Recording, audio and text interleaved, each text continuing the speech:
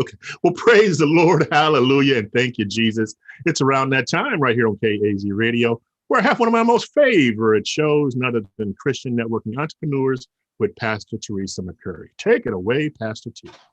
Thank you, Apostle James, and welcome, welcome, welcome to Christian Networking Entrepreneurs.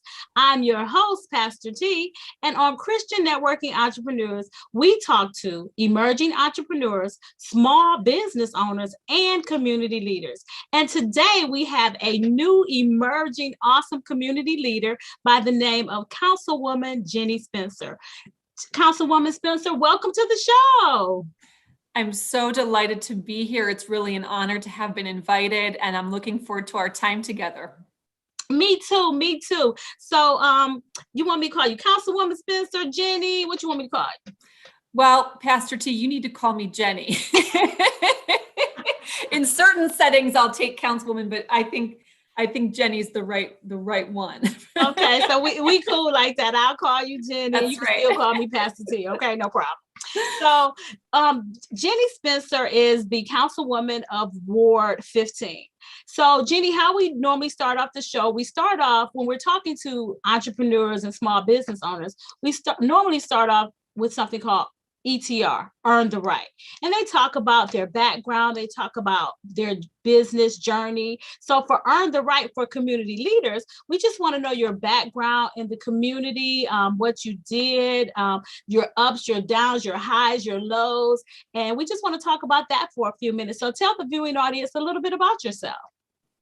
Thank you so much. And by the way, I have tremendous respect for entrepreneurs and all it takes to bring that creativity and grit and to thrive and to do your thing. So hats off to everybody who's been in this seat before.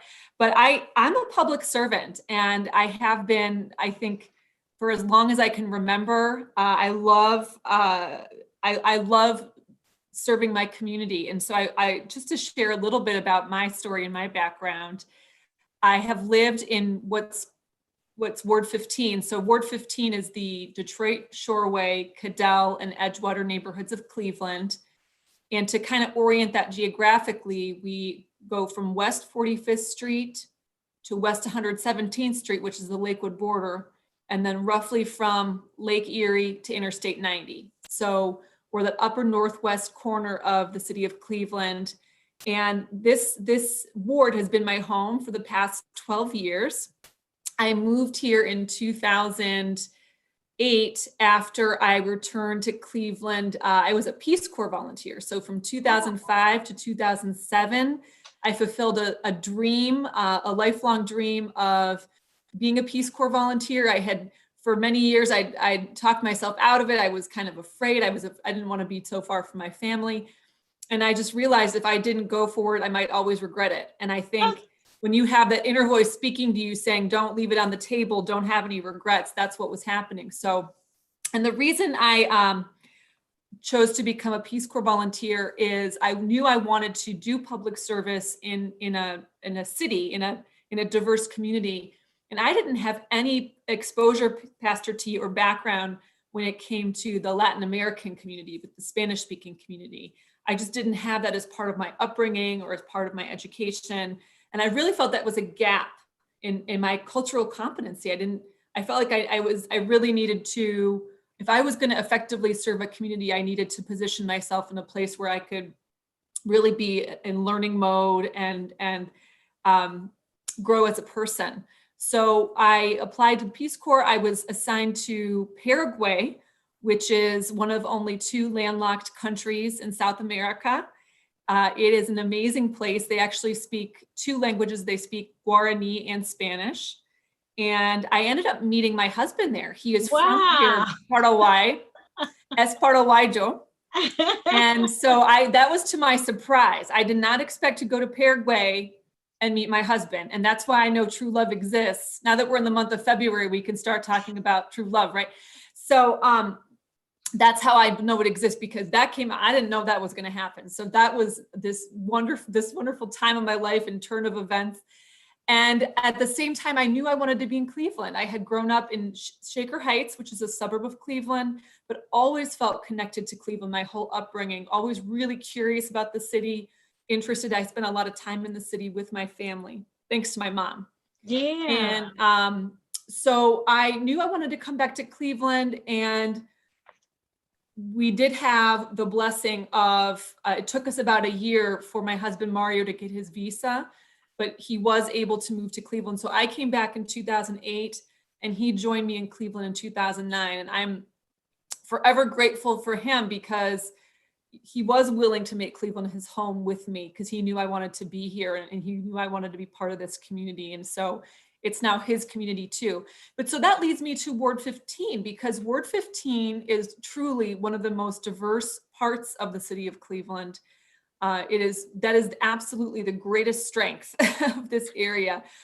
In terms of racial composition, we're about 50% white, 25% African-American, 25% Latino, it's a Spanish-speaking background. We also have some refugee communities, and we have some Asian communities as well.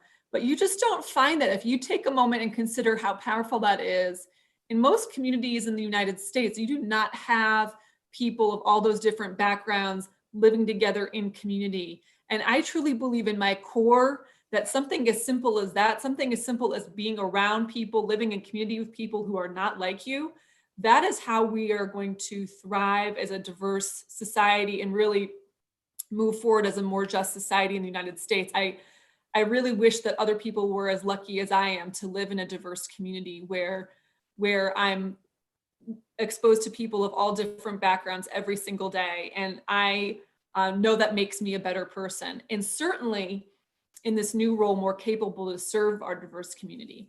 So yeah, that's awesome, Jenny. So let's talk about that for a minute, because you were at Detroit Shoreway for like a decade, 10 years. How long were you there? 10 years that flew by in a minute. So that's right. So I when I came back from the Peace Corps, I was very fortunate to find a job. There are nonprofit organizations called Community Development Corporations across the city of Cleveland.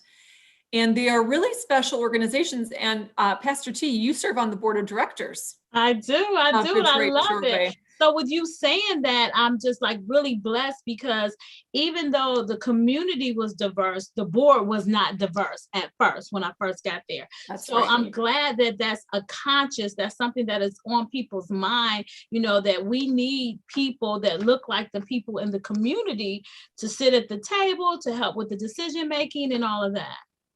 Yeah, it's about building trust. And that's how I feel about my work every day. That's why 10 years working at Detroit Shoreway flew by in a minute, because the work of community building and trust building is incremental over time. You can't just snap your fingers and say, I'm someone you need to trust. You have to show it. You need to demonstrate it continually. You have to be aware that trust can also be eroded. So you have to show up in that with intention every single day. And I think that's why it's so important to have a diverse board too, because people need to believe that the set of values of the people who are working for the community's future, that it does reflect the interests of everybody. And I think that's why having that diverse leadership is so meaningful. It shows the intention and it builds the trust. And I think we still have a ways to go in terms of that. And I will tell you that just so you're aware, this is the council position I'm in right now is a 1-year appointed position. I will have to run for office to retain the seat for 4 more years. I was just reading that right before we got on the call, because I'm like, okay, Teresa, you got to do a little homework. Just because you know Jenny, you don't know Jenny all like that. So I found some really wonderful things about you as I was digging too, about the 40 Under 40 award. And so we can talk about that. We want to build up into it. So being on Detroit Shoreway, what was your position there?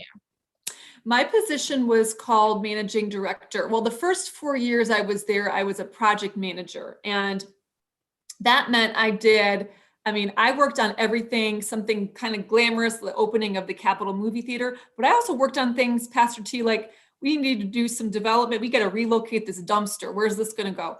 That behind the scenes stuff that makes it work. And so a lot of people in the greater Cleveland area are familiar with a part of our ward called the Gordon Square Arts District. That's really the downtown of the Detroit Shoreway neighborhood. It's along Detroit Avenue. There are a number of theaters there, and Detroit Shoreway itself owns the Capitol Movie Theater. I cannot wait till it reopens after this pandemic. But the first 4 years I was at Detroit Shoreway, I was a project manager. So just keeping things moving along in the background, all the stuff that you don't see, but that has an impact. And that really helped me learn prioritization skills. Also, it's this idea of critical path, right? Like if you need to get from point A to point B, it's not always a linear. Sometimes you have to pivot, you have to take side routes to get there. How do you keep something moving and not let it flounder? So those were critical skills. I left Detroit Shoreway for 2 years to work for an economic development organization called Team Neo. Wonderful organization. I grew very much as a professional there, but I just missed the neighborhood work. Mm-hmm. So in 2014, I returned to Detroit Shoreway, and the position was called managing director. Basically, I oversaw all the programs and all the programmatic staff that work in our community, everything from the staff that address vacant and abandoned housing to providing programs to help people repair their homes, as well as marketing and events, support for small businesses, planning, green space, and community building, and also addressing crime when it arises and making sure we have a strong relationship with law enforcement. And that's another whole topic, Pastor T, which is in a diverse community like this, we know we want a community where everyone feels safe. It's truly safety for all. And so our work with law enforcement really evolved, especially over the past 5 years, to realize that safety does not mean the same thing for every single person. And we have a long way to go with our police community relations. And so I hope to continue that work. And in fact, I'm on Cleveland City Council's safety committee. So I think I'll have an opportunity to continue to participate in that dialogue.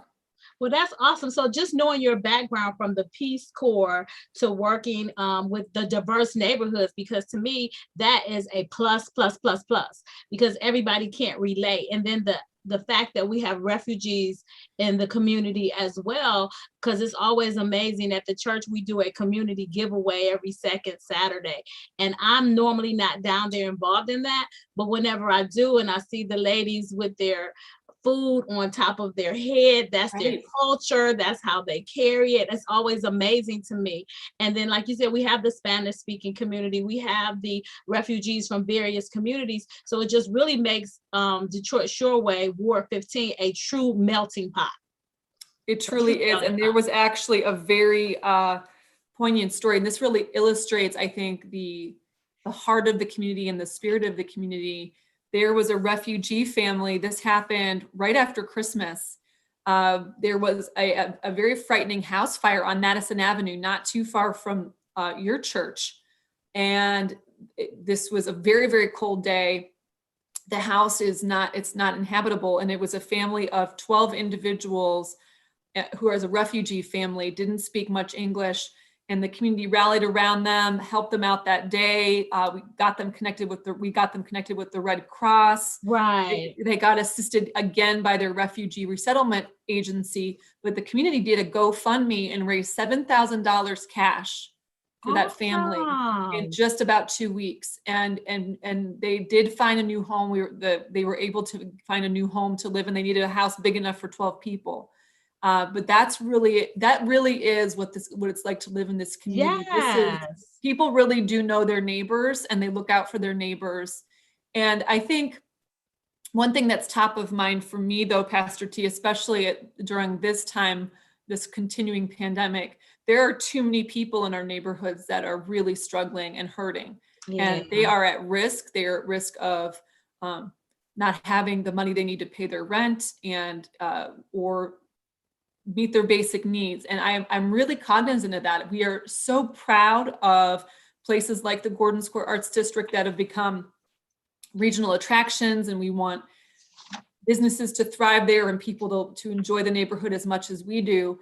But you can't turn your back on the suffering too. You have to see it, acknowledge it, and bring all the resources to bear so people know that there is a caring community and there are people who want to help lift us all up. And I know that your church is an example of that, most certainly. Yeah, we always want to do what we can to help the people. That's why God has us planted there. So with that being said, tell us about the rental assistance programs and things like that that are available in the community and basically in Cleveland at large. Yeah, this is a very, very important topic right now. There is the federal eviction moratorium has been extended until March 31st. That's with the new Biden-Harris administration. Okay. That means that people cannot be evicted because of the pandemic. It's actually a public health risk to do that. However, that doesn't mean that back rent doesn't continue to accumulate. So there shouldn't be any active evictions right now, but people are still at risk because eventually we'll have challenges catching up on rent. So what people need to know is there are a number of resources. One of the most important ones, because that CARES Act funding came in from the federal government during the pandemic, CHN Housing Partners is the agency that is the first go-to in terms of how to apply for rental assistance. And they will walk you through every step of what you need to apply for that. And in fact, while we're talking, I'm just gonna go ahead and pull up that website so I can tell you what it is. And then they have a phone number too. Okay, cool. And that's good because, Jenny, a lot of people who need the assistance is not quote unquote computer literate all the time. So that puts us in a very precarious situation because I don't know how to navigate through the computer. I don't know how to do the research to get the help that I need.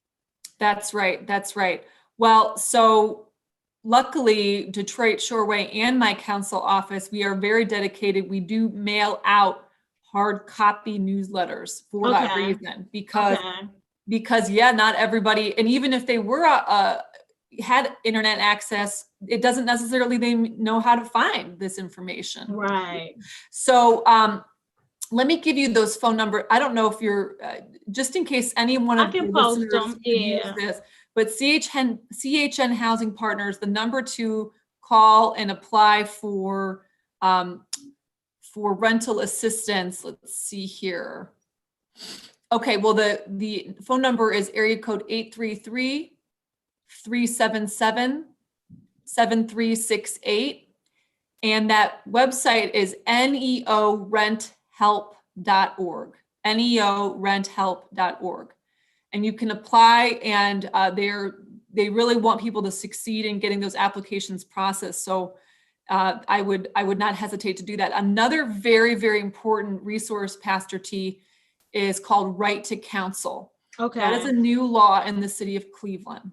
That means that if you are a household with children and you are facing eviction, you have the right to free legal help. You have the right to be represented by an attorney in housing court, because what we've learned a lot of times is folks go, it's a very frightening thing. You get this notice and it's intimidating. And then you might go for your eviction hearing in housing court, but you don't know that you're entitled to an attorney. Right. And so that's a different website. That's freeevictionhelp.org, freeevictionhelp.org.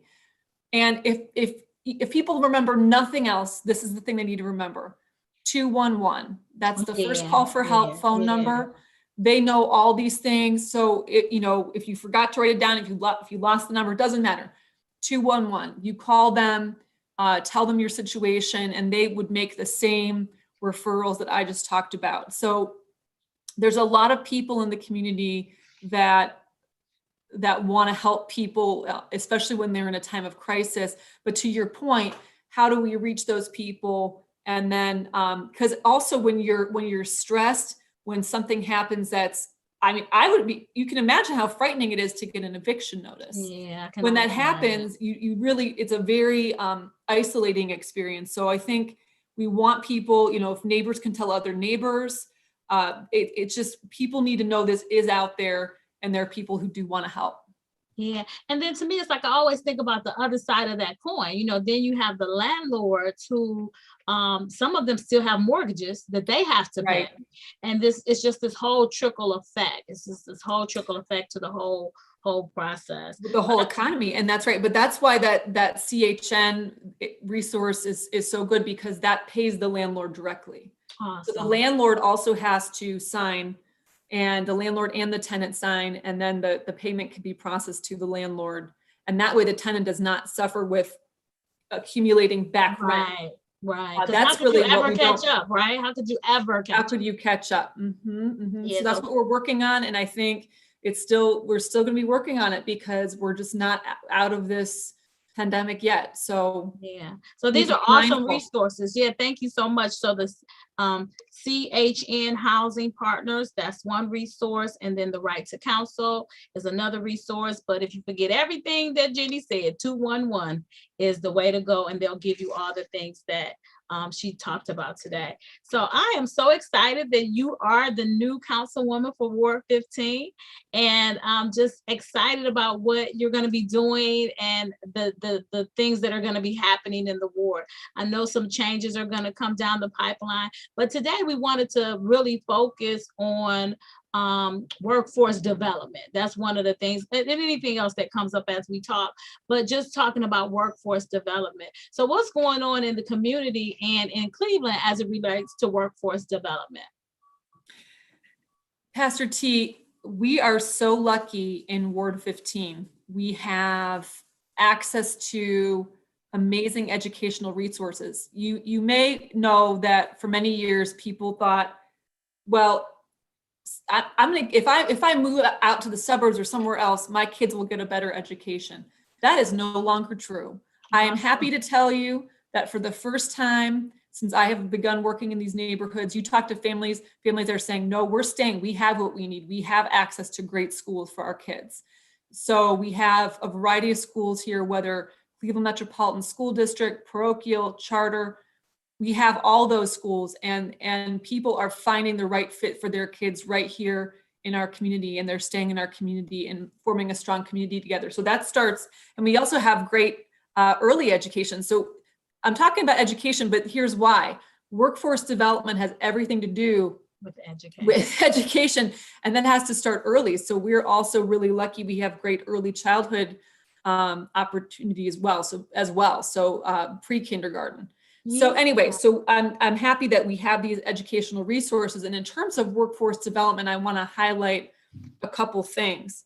Pastor T, within walking distance of most people who live here, we have Max S. Hayes High School, which is really, it is the only vocational school in Cleveland Metropolitan School District. Is located right here. It's at the intersection of West 65th Street and Clark Avenue. And it is a brand new school building. It's gorgeous. And I think back to my high school. I went to Shaker Heights High School. No one ever told me I could graduate from high school and get a job and didn't have to go get student debt and student loans and so on. Kids who graduate from Max S. Hayes High School can make a $50,000 and up living in the trades right out of high school if that's what they want to do. So I think it's a critically important message that we do have a student debt crisis in the United States, people taking out a lot of loans to get their education. And I'm really celebrating the fact that our kids right here have this at their fingertips. Another example is we have Cleveland Metropolitan School District has announced, it's called Say Yes to Cleveland. Yeah. That was announced a year plus ago. This is a huge philanthropic initiative, and that means that any young person who graduates from the Cleveland public schools, I think that you have to be in the school system for a few years to qualify. You do not have to worry about how your college will get paid for. So they will make sure that anything you can't get in other forms of tuition support, this Say Yes to Cleveland will ensure that you have what you need so you can, whether it's Tri-C, whether it's whatever kind of secondary education you want. So that leads me to, if you're following that model, you can go to the Cleveland schools, you can graduate, you have your secondary education covered. Then in Cleveland, you have a whole array, a whole network of institutions, including Cuyahoga Community College, that are really looking at what are the jobs being created in our region? What type of talent do we need? What are the skills that our young people need to have? There are really good paying jobs out there, and we actually have a skills gap. We actually have employers who are ready to hire, who want to hire, and we just don't have enough trained workforce in our region. So I can't wait till I get to go out in the community and start talking to people and say, you can earn, I mean, let's be real, you can earn a lot of money. There are jobs, because there is such a demand for certain skills, whether coding, so software development, coding, whether the trades, the skilled trades. I think the skilled trades are huge. And those are great jobs. Those are great ways to earn a living. You can do so well by your family, and you don't have to, you can take a non-traditional career path to get there. And because you're going to Cleveland schools, you're going to get the help you need financially to get it done. And that's awesome. And I'm glad you said that, because I just see the shifting going on in everything. There's a shifting in everything. So I took up vocation when I was in school. I went to Cleveland Public Schools. Hey, South High School. At that time, they had cosmetology there, graduated from cosmetology, got a job, and still been doing it for 35 years. So with that being said, there is a vocational piece that has to be filled, and everybody is not going to go to college. So if you're going to go that vocational track, Max Hayes is a wonderful place to go. And then there's another school, Garrett Morgan or something. What are they doing there? Because I know Max Hayes is more for the vocational, the skill set. And what about the new school? Yes, Garrett Morgan High School is a wonderful new high school at the corner of West 45th Street and Detroit Avenue. It overlooks Lake Erie. So if you go to high school there, you get this panoramic view of downtown Cleveland and the lake. It's just a beautiful place. And I think it was really exciting when the school was named for Garrett Morgan, because this is an African-American leader from Cleveland. We want to celebrate that legacy and remind our young people of, you can be anyone you want, and Garrett Morgan defied all the odds to achieve what he achieved. And I think we as Clevelanders should be so proud of Garrett Morgan. So I think it's meaningful to have a school named after Garrett Morgan. So that school is actually two smaller high schools within one building. And each high school has a different specialization. One is more focused around engineering. So I believe it's called the High School of Innovation and Engineering. And then the second school is the High School of Innovation and Leadership. So the one school will give you a little bit more of the sciences, a little bit more of a pre-engineering type of curriculum. Mm-hmm. The other high school, again, in the same building, these are both Garrett Morgan schools, will give you more of that civic leadership. So if you want to serve on your Cleveland City Council one day, that's a great place to go to school. That's a great place to start learning about citizenship and leadership development and all those things that would make you an effective advocate in your own community. Awesome. Yeah. So when I was looking at that, I was like, cool. So you have this vocational school that you can go for vocation. They have the science and math and technology. If I'm not mistaken, somebody said Garrett has robotics and mechanical engineering, computer engineering. So all these different things. So you have this really good foundation. And I think that when it's something that you're passionate about, you're going to love to do it. So it's not like, okay, I want to do this for the money per se, but it's because it's my passion. It makes me feel good. It gives me life when I go do this every day. And here's what I have to say about all of this. We just talked about basically 3 different high schools right here available for our kids. We have those 3 different tracks, right? The 3 different, you can pursue your passion in Ward 15. And here's why I'm so passionate, because there's an equity thing, right? How do young people and families access these resources? So we have wonderful public transportation in Ward 15, the 26 bus line, the RTA red line, the 22 line on Lorraine Avenue. Kids in our neighborhood can get to these resources. So it's one thing to create them. It's another thing to say, no matter what's going on in your life, you can get the resources you need. You can physically get to this place and get the education you need. And I take that really seriously. I think I love all parts of Cleveland, and I respect what my council colleagues do. And I know they are equally passionate about their communities. I just know that we have these resources that others do not, and we are poised to help make sure our families thrive. And I want people to feel that way. I want people to realize that this is a place where you as a family can thrive and where your children can thrive. Yeah, I love it. And then the Say Yes to Cleveland, that's something that started somewhere else, if I'm not mistaken. And then we are like a hub for it. So talk a little bit more about the Yes to Cleveland to pay for the children that want to go to college that go to Cleveland Municipal School District schools. Absolutely. Yeah, it was an initiative. I believe it started in Buffalo, New York. And there's a number of cities that are Say Yes cities now. Mm-hmm. And it's this national organization that provides a framework to raise the dollars and help make sure that that the child can effectively apply for the dollars and have the dollars for their secondary education. So it's a whole framework, and there are some dollars that come in from that national level, but the local community needed to commit, yes, we will fundraise. And I can't remember off the top of my head what the number is. It's a big number to be able to effectively endow, because you don't just want to raise enough money for this year's graduating class. Right. If you're going to make a promise to families like that, you have to make sure it's going to endure.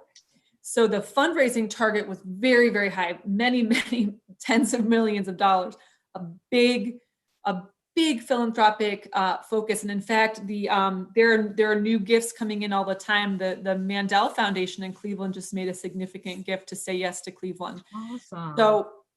So for that national organization to come in and provide its support and resources and infrastructure, it said, hey, Cleveland, you're going to need to step up. If you really want to do this, you need to show us you're serious. Yeah.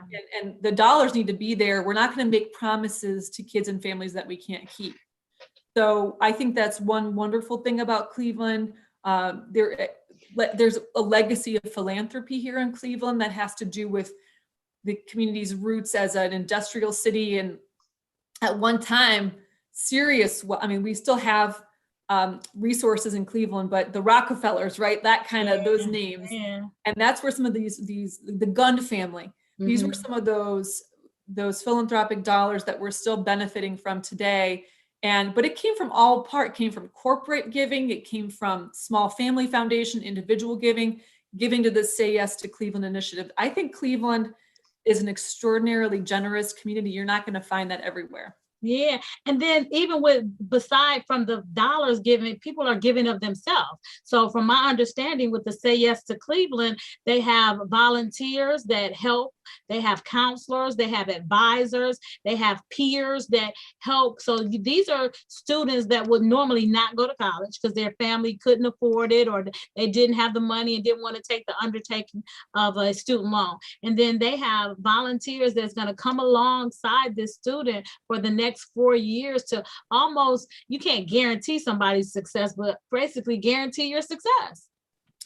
Yeah, it's a whole wraparound way of thinking. And they do each and every school, it's being rolled out. And I don't know what the coverage is yet, but the goal is in each and every school to have a Say Yes coordinator. And that's someone who really works with families, because sometimes what's holding back a child's prospects is that the family is facing other needs. The family has unmet needs in other parts of their lives. So the Say Yes coordinator really looks at that holistically.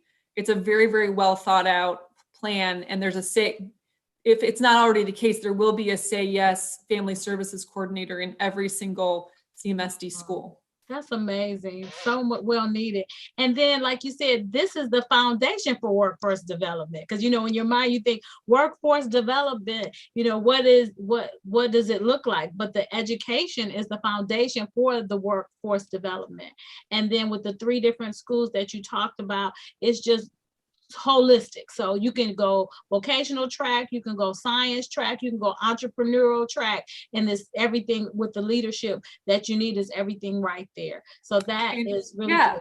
And being reassured that you're not going to go into debt to get the education you need. So some youth could leave their high school ready to go, job ready, like you, South High.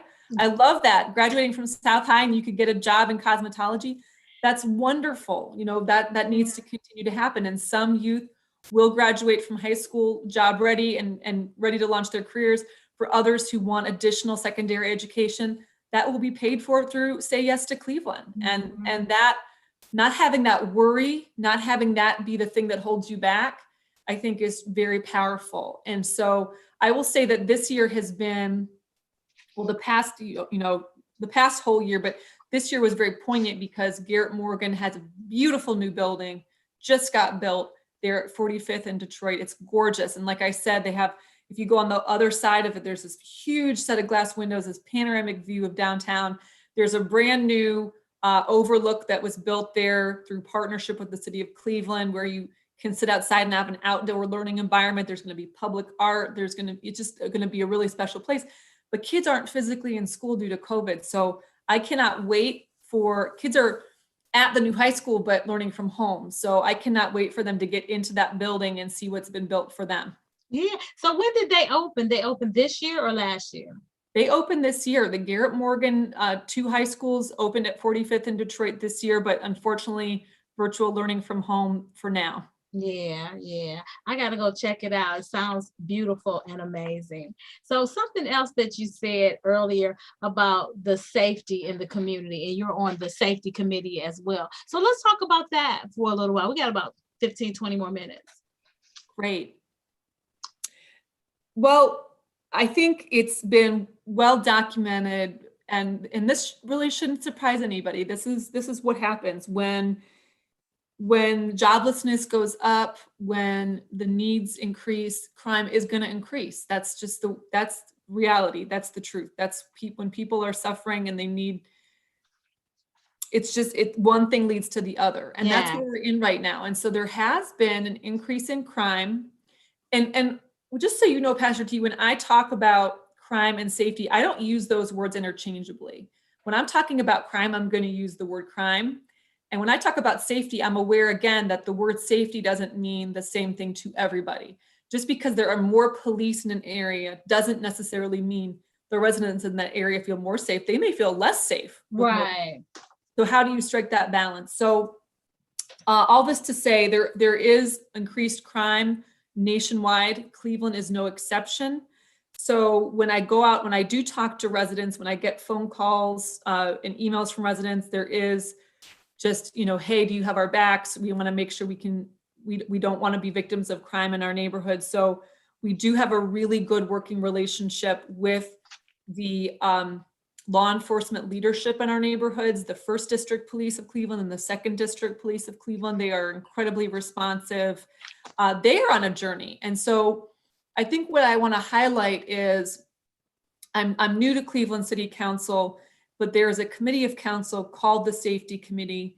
And one of the big topics that committee is going to continue to really dialogue around and provide leadership around is what's called the consent decree. So this was something that occurred a number of years ago where the U.S. Department of Justice had observed some behaviors that were concerning in terms of what was happening with the Cleveland police and use of force, frankly, especially in our Black and Brown communities. Mm-hmm. There was a concern about excessive use of force. And so a lot of people know some of the more prominent cases, and then Tamir Rice was right here in Ward 15. That's where he lived, and that's where he died. And so it's very, very real to us, very present in our minds, and mourn Tamir all the time, that loss. Yeah. And some of those losses led to this realization that the Cleveland Police Department needed reform. And so the U.S. Justice Department entered into an agreement with the city of Cleveland called a consent decree. And basically that means for a 5-year period, there is monitoring and oversight of how the police are operating and also with reform. So making sure that there are things like de-escalation training. When you're in a situation, how to de-escalate, how to not let it become potentially violent. Things like implicit bias, when to recognize that we all suffer from it in this country, that is the United States of America. We all have implicit bias here. But when you're in law enforcement, there's an additional burden because you are carrying a firearm when you're doing your work. And so looking at all these different metrics to make sure that law enforcement can provide truly safety for all. We're working towards safety for all. And so that consent decree completed its 5 years. It's in a 1-year extension. It can be extended for 1 additional year. And there's essentially an external entity that provides monitoring and oversight to make sure, like a neutral party, making sure that those agreed upon terms are adhered to. And there are metrics publicly available. I'm happy to say that use of force incidents have gone way down since the beginning of the consent decree. 0 is the number where we need to be, where police are using force against the public, but the numbers have gone way down. So it's definitely moving in the direction it needs to move in. And I'm really committed to making sure I understand it as a member of the safety committee now. I need to understand that consent decree because we have to figure out, what will that look like if this consent decree wraps up? How will we continue to hold ourselves accountable and keep those metrics and make sure that we're adhering to better policing in Cleveland? So one thing I want to mention is the United Way of Greater Cleveland, in partnership with the Cleveland NAACP, is hosting a series of dialogues monthly. The next one is actually coming up this coming week on February 10th. I believe they're going to be the second Wednesday of each month. And if you go to the United Way of Cleveland website, you can look up, it's a consent decree dialogue. And there is so much to learn about the consent decree. They're doing a 10-part series. Wow. They already know it's going to take 10. But this is about transparency. This is about, so the public understands what's going on. This has been going on for over 5 years. How did it start? Where are we now? And I think that transparency is crucial because too often something like that could go behind closed doors and we wouldn't know what was going on. And so I'm going to be participating in all 10 of those, and then look forward to, as a member of City Council, helping to contribute to thinking around what's the next step after that? How do we keep it going? Yeah, that's good. So it's good to know that, that those are some of the things that are near and dear to your heart. So I know you're on the workforce, you're on the safety. Any other committees with the City Council? Yes, they keep me very busy. I'll tell you about, I'm on 2 additional committees. I'll tell you about the next one. It's Health and Human Services. And that one, very interesting time to be on that one with the vaccine rollout for COVID. Oh, yeah. So it's very confusing for many people. I think one major takeaway right now is that the systems to distribute the vaccine are actually in place. The providers are ready. The sign-up systems are ready. The systems are ready to go. There is not yet enough supply of vaccine. So there's not, nationally speaking, there is still a shortage of vaccine. Okay. So this kind of happens at the state level. The state of Ohio gets an allocation. Then of that, Cleveland gets an allocation. And the long and the short of it is that the city of Cleveland residents do have a number of options to get the vaccine. Our own City of Cleveland Department of Health is administering the vaccine. There's actually a clinic coming up. It's going to be every single Saturday now. The one this upcoming Saturday is at Zelma George on the east side. That may be full though, because you need to sign up ahead of time. You have to do it in advance. You just can't walk in for these. Right. Yeah, and I will be able to provide that phone number to you too, the sign up number for folks because they can get on a waiting list. You can call the City of Cleveland Department of Health and get yourself on that waiting list and make sure that you're ready to go. So you can do it directly with the Department of Health of the City of Cleveland. That number is 216-664-2222. Now that is only for city residents, right? That's there's a different system for Cuyahoga County. So I'm just keeping that laser-like focus on our residents here in Cleveland for that. But with that being said, I know at one time the rollout was age appropriate. So now can anybody call, or right now they're like 80, 70, 80, and then it's going to keep on? Okay. Yeah, right now it's still what they're calling phase 1B, which means it's not the general public yet. They're still focusing This week, individuals age 70 and above became eligible. So it started out with 80 and above, 75 and above, 70 and above now. Okay. But they're just behind because of not having that shortage of dosage available. Mm-hmm. So it will continue to roll out incrementally in that way. They are also providing it for people who have certain health conditions. So there are other people who can get it. And also they're trying to focus on educators because they do want to try to reopen schools. So those are the priority groups right now. But the thing is that the Cleveland Department of Public Health is one way for Cleveland residents to get a vaccine. There are 23 other entities also dispensing vaccine in Cleveland. Okay. There's a website of the Ohio Department of Health. It's vaccine.coronavirus.ohio.gov.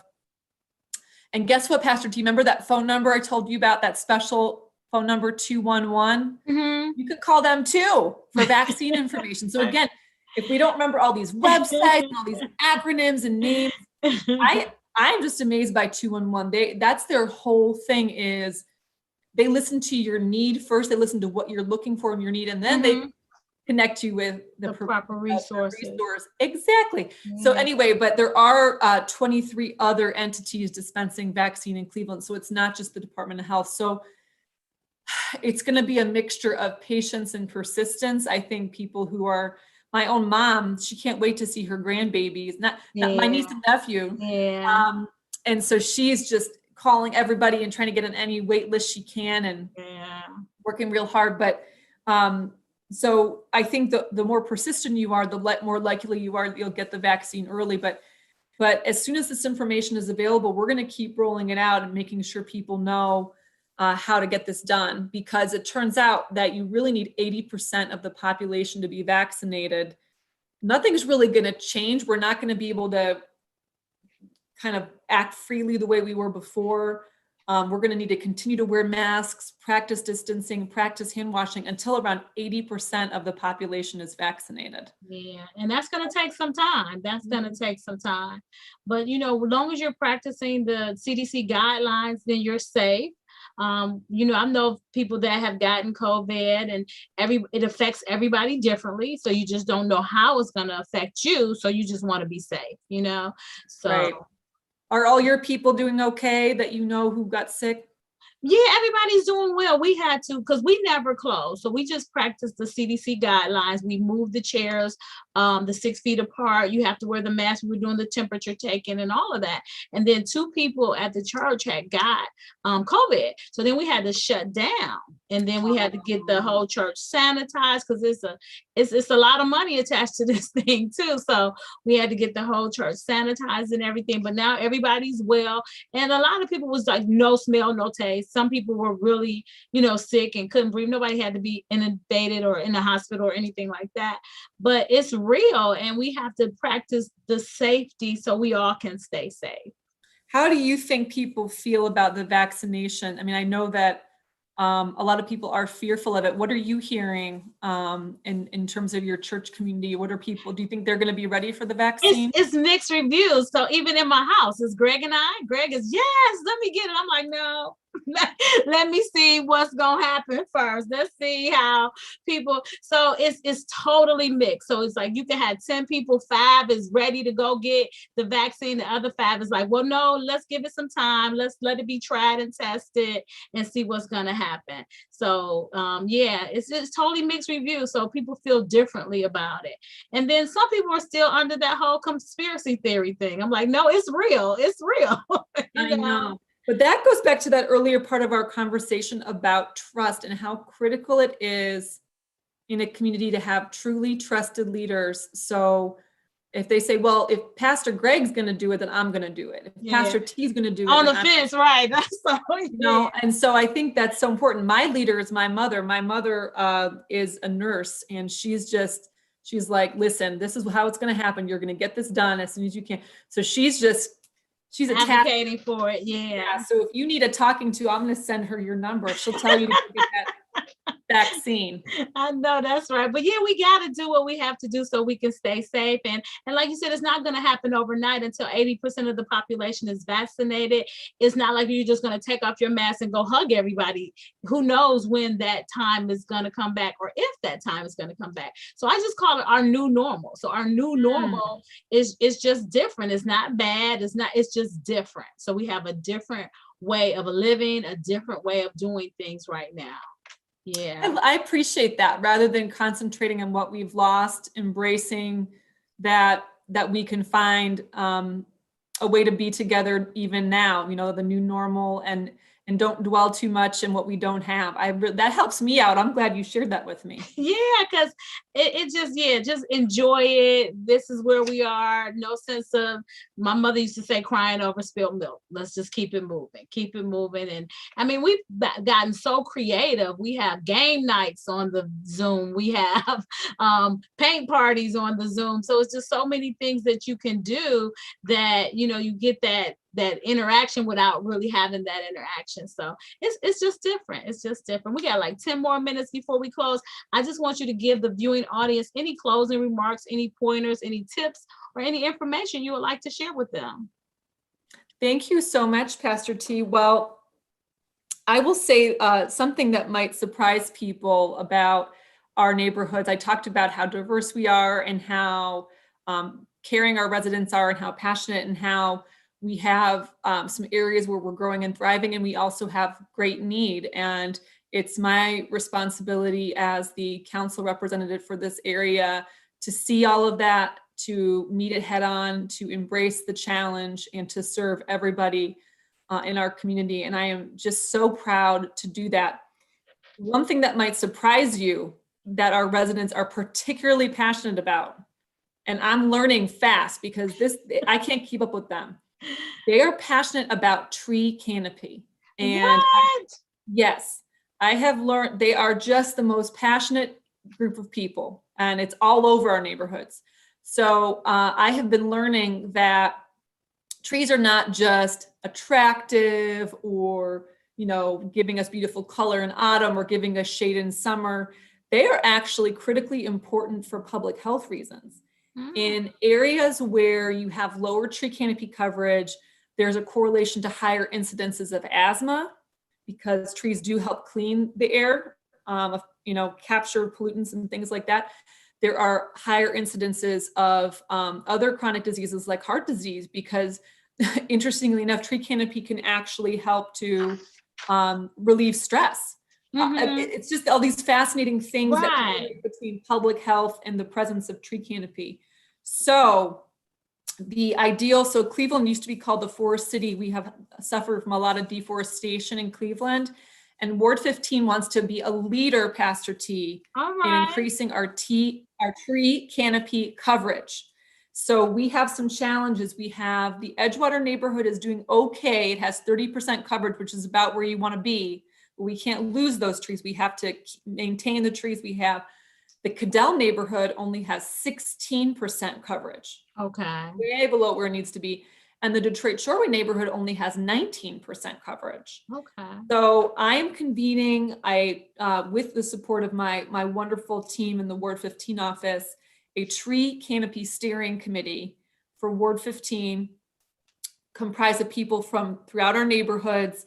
And what we're going to be doing is partnering with our nonprofit development organization to seek grants for tree planting. We're working with, for example, the utility companies. Dominion Gas comes in, puts in gas lines. We want to work with you to make sure if a tree lawn tree has to get cut down, how are we going to replace that tree? Right. We're going to be working to do large scale tree plantings on sites like public parks. And then we're also going to be promoting, the city of Cleveland has a tree canopy program where any resident can request a free tree lawn tree. So we are going to be very persistent. And I mean, this is interesting. I just hadn't thought about it. It's amazing all the things that you don't know.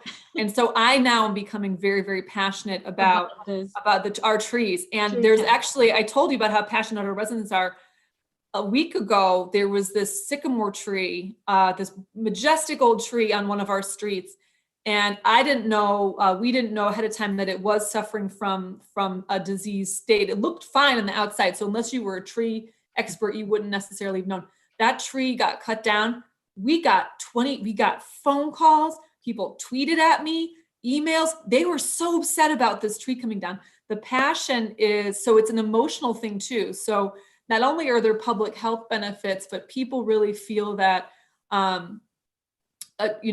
this tree canopy coverage is what makes this a special place. Our old neighborhoods, right? Where you have this old growth trees. Yes. So you'll be hearing more from us in that regard. So if you're out and about in the neighborhood and you see a tree lawn that needs a tree, you better call me, because we got to get some trees. We've got to get some trees in the ground, because we have some goals and some metrics to meet. And I have some residents I need to be accountable to, because they are expecting me to bring my A game when it comes to these trees. I know that's right. So in closing, I just had a thought when you was talking about the trees and stuff. The last time I talked to Councilman Matt Zone, I remember him bringing up something about, I don't know the proper name for it, but it's some kind of steering committee as it relates to speeding or zoning in the community. What was that? Yes, there's so much going. You can tell I'm not bored, right? It's my job. Either, and it's like our time is like an hour already. I know. So what you're referring to is the Vision Zero task force. Vision Zero, that's what it was. Yes, to eliminate pedestrian death and injury due to speeding vehicles. That's something else. We have very passionate resident leadership in this area and citywide.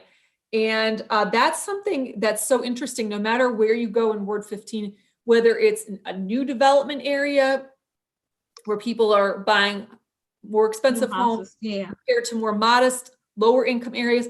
Everyone says people are driving too fast. My babies can't play out on their front lawn because the drivers just drive too fast.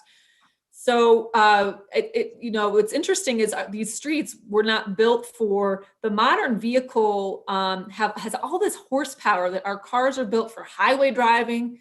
No one builds just a city car. You build a car, and these cars are so powerful and they can go so fast, and they can go way too fast for our residential streets. So more to come on that. That's a citywide initiative. Okay. Has it started yet? Has it started? Okay. Yeah, the Vision Zero task force is underway right now, and they're doing work. And I think ultimately we need to look, we're never going to have enough police to keep up with that. So we need to look at more creative approaches. Usually it's referred to as traffic calming. So how a street is designed, or what are other ways that you naturally slow the traffic so you don't have fast moving vehicles on residential streets. Right, because like now with the whole bike zone, and they're making more bike zones, where there's cars and the bikes can share the roads together. I think that was a good thing. And I just remember it when you were talking, it just came back to me. I'm like, I wonder whatever happened with that, because I know it was just getting started about a year ago when I talked to back then Councilman Matt Zone. All right. It's going strong. And like I said, our residents here, they're not going to let me forget. They are good. They're going to hold you accountable. So for whoever steps into this role in the future, just know that residents of Ward 15, they pay attention. They do. Bring your A game. They do. I would say that they're a very passionate, whether you're dealing with the people up in the Detroit, the Gordon Square area, or the people down on Lorraine. They want what they want, and they know what they know. So that's a good thing. Absolutely. I love them. They keep me on my toes. Me too. Well, thank you so much, Councilwoman Jenny Spencer, for being our guest here today. Is there any kind of call to action that you want for the guests before you leave?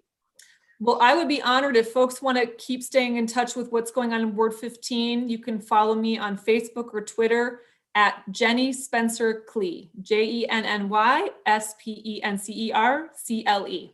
All right. Thank you so much for being a guest on the show. Well, there we go. Where did that hour go?